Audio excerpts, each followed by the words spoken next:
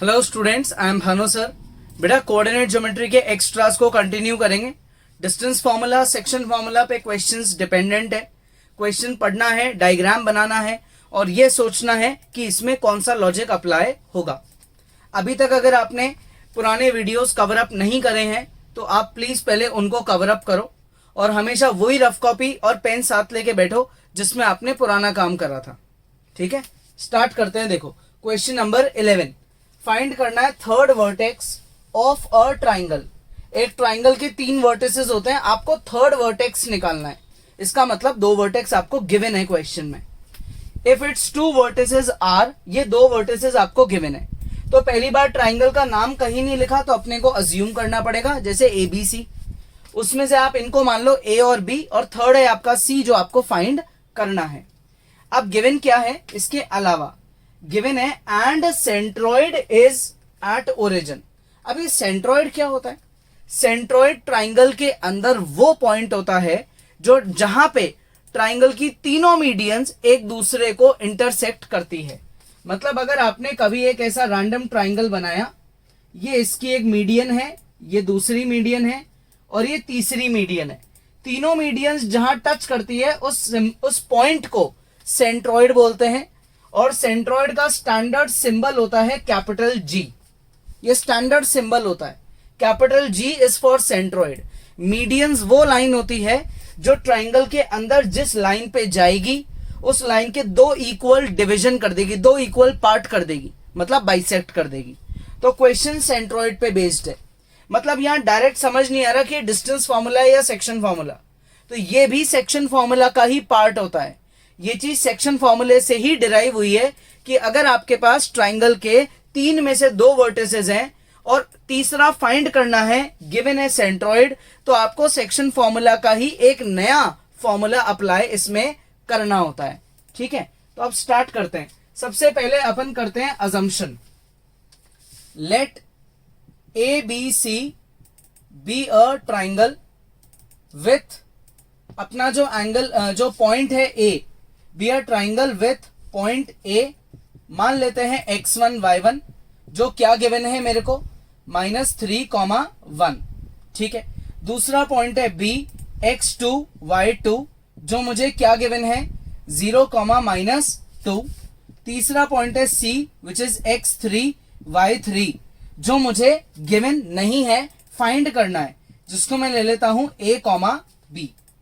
Next चीज given है let G be the centroid. G को मैं क्या मान लेता हूं भाई, सेंट्रॉइड। सेंट्रॉइड यहां पे क्वेश्चन में बोला गया है centroid is at origin, so therefore जो मेरा G पॉइंट है वो हुआ x, y जिसकी वैल्यू मुझे गिवन है 0, 0। ट्राइंगल के 3 पॉइंट्स है x1 y1 x2 y2 x3 y3।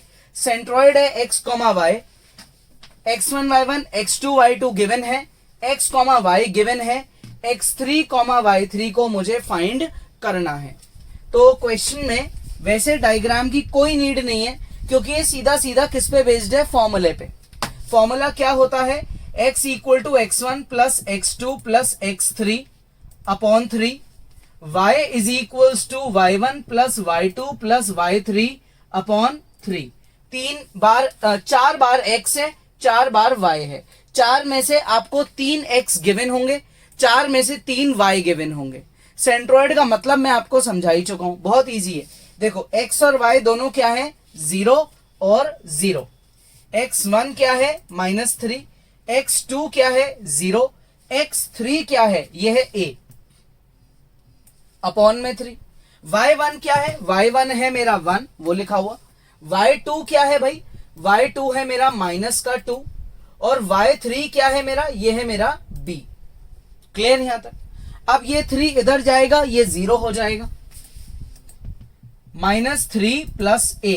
ये 3 इधर जाएगा, ये 0 हो जाएगा, ये हो गया 1 -2 + B। ठीक है यहां तक?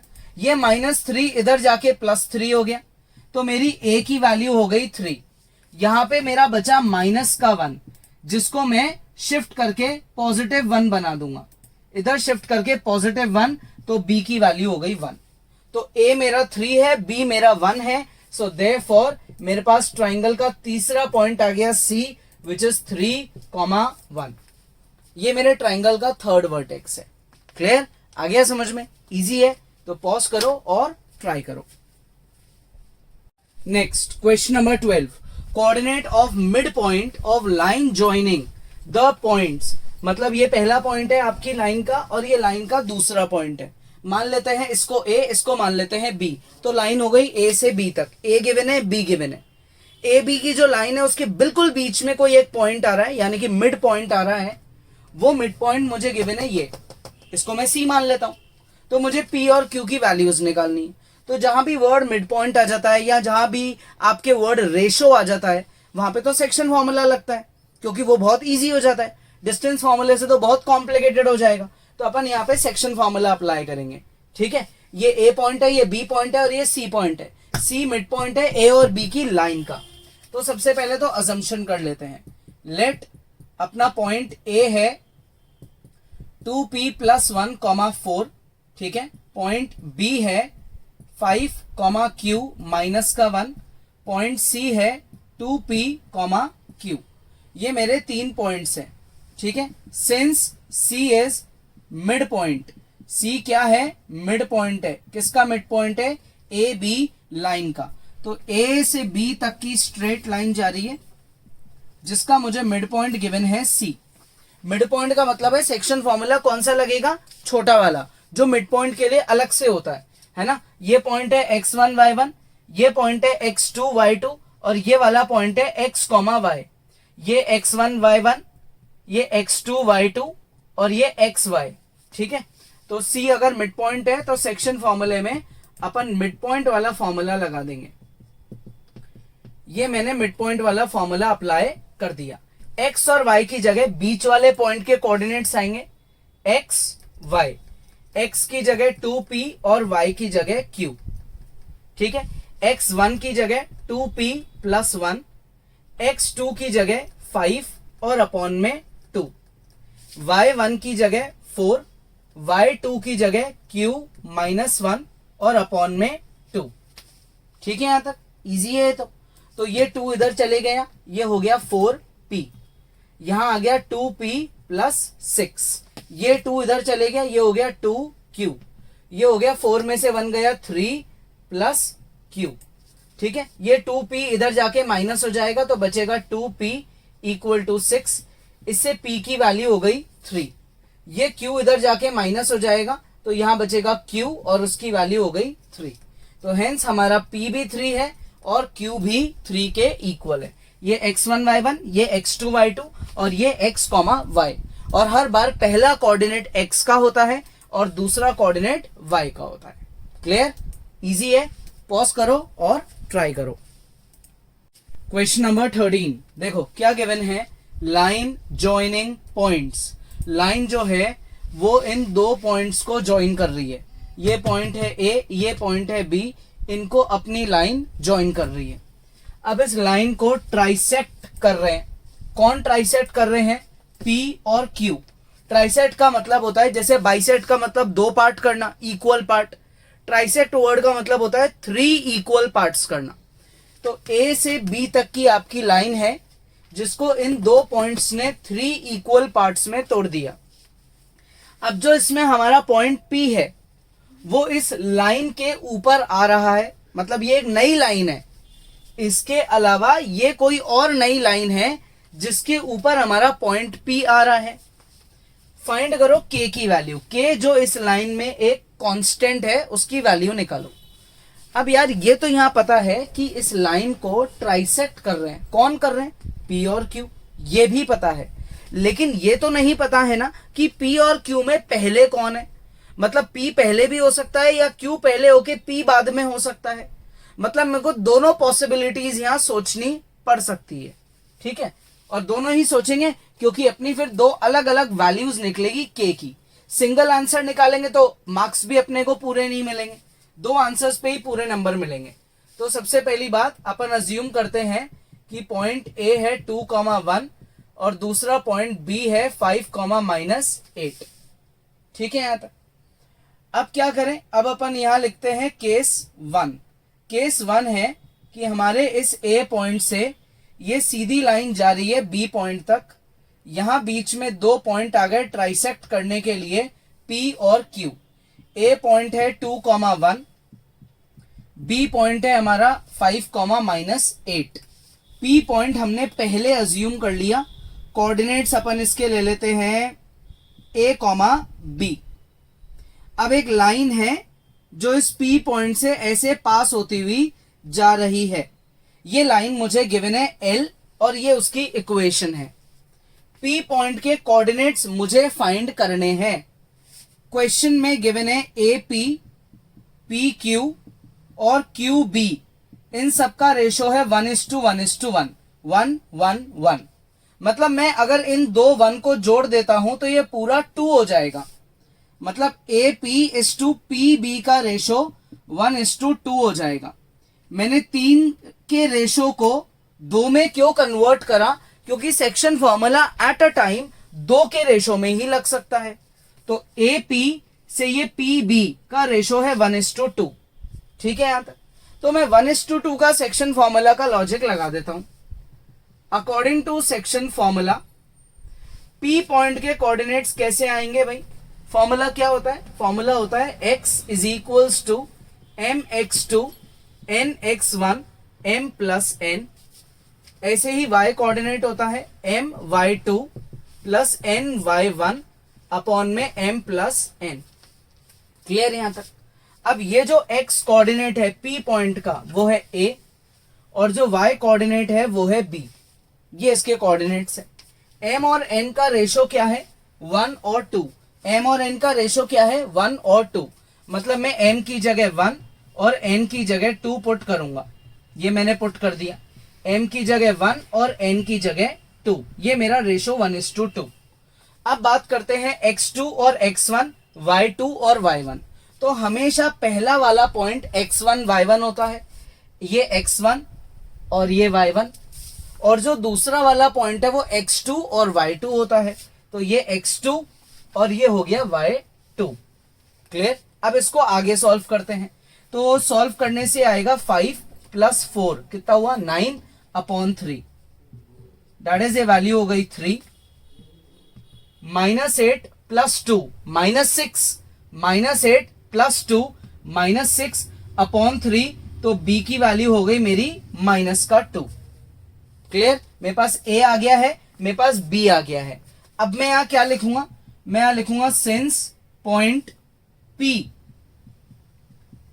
किस पे लाई करता है? अपनी लाइन पे लाई करता है, lies on line. Point p लाई कर रहा है हमारी लाइन पे। ठीक है? लाइन कौन सी है? हमारी L, lies on line L, जिसकी इक्वेशन क्या है? 2x - y + k। ये P पॉइंट दो जगह लाई कर रहा था, एक तो AB लाइन के ऊपर जहां पे अपन ने सेक्शन फॉर्मूला लगा दिया। अब दूसरी चीज है L लाइन के ऊपर जहां अपन इसको अप्लाई कर देंगे। तो अप्लाई कर दो तो ये हो गया 2a - b + k = में 0। ठीक है? a की जगह 3 और b की जगह -2 पुट कर देंगे। तो a की जगह 3 पुट करेंगे, b की जगह -2 पुट करेंगे और k की वैल्यू आ जाएगी। कैसे? ये हो गया 6 + 2 + k = में 0। 6 + 2 होता है 8, जो इधर जाके माइनस हो जाएगा। तो k की वैल्यू आ गई है अपनी -8। ये k की पहली पॉसिबल वैल्यू है जब आपके p और q में p पहले है और q बाद में है। क्लियर? अब अपन क्या करेंगे? अब अपन थोड़ा सा चेंज लाएंगे क्वेश्चन में। एक बार आप पहले इसे पॉज करके इतना खुद से ट्राई कर लो। पॉज करो और ट्राई करो। ठीक है? अब चेंज क्या होगा भाई? अब आते हैं इसका सेकंड केस। सेकंड केस का पहला चेंज है कि हम अब यहां पे लाइन को बदल देते हैं। ठीक है? मतलब Q पॉइंट पहले है, P पॉइंट बाद में है। इस बार कोऑर्डिनेट्स के नाम भी बदल देते हैं, C और D।